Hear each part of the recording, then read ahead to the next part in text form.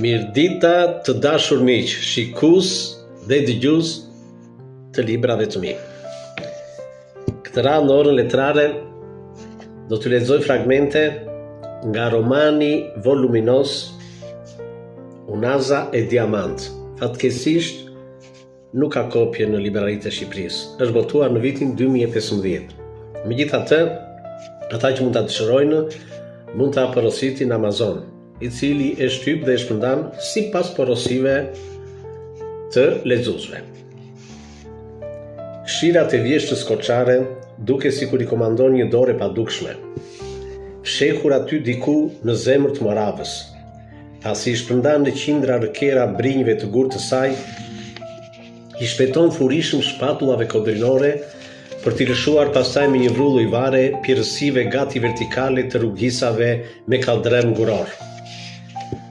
Ajo çka mbetet më pas nga ky vërshim ujor i baltuar, i lihet në dorë krijesës njerëzore për ta komandarur. Posa fillon të shfaqet dielli vjeshtor, mëhallat e qullura e të baltuara fillojnë të heqin pislekun plehror me një fshirje e pastrim gati festiv nga gjyshet, gratë, çupat e nuset e korçës.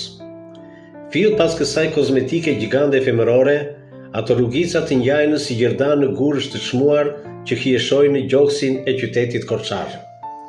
Lere pasaj atë pamje parajsore që dhe Zotin e ka zilepsur me siguri me shfaqjen para portave të shtëpive të vajzave korçare, që si shtojzavallet e përallave të ulura në sofatin e gurtë që ndisin magjishëm ëndrrën për princin sykartër. E kur kjo shtojzavalle del papritur nga përalla dhe ulet aty para shtëpisë së lefterisë, edhe vetë Zoti s'ka si mos ngacmohet nga ky lloj synimi njerëzor i parajsës së tij. Por kur sheh sytë e saj me ngjyrën më maknise të jeshilës parajsore dhe po aq të krahasueshëm me këtë bukuri, çdo t'i parë të fytyrës e trupit, për një çast dëshiron të mos jetë më Zot, por nena e Dimitrës së bukur. Kur dëgjon aq lutshëm zerrin e shpirtit të saj, t'i drejtohet atij për ndihmë, e humb për një çast të ruan dhe le minja në punët e tjera të Perëndisë. Sigur të ishe çdo lloj ndihme veç kësaj që po më kërkon, moj Dimitrulla ime, thot i brengosur ai, që me siguri dinte për fatin e princit të saj.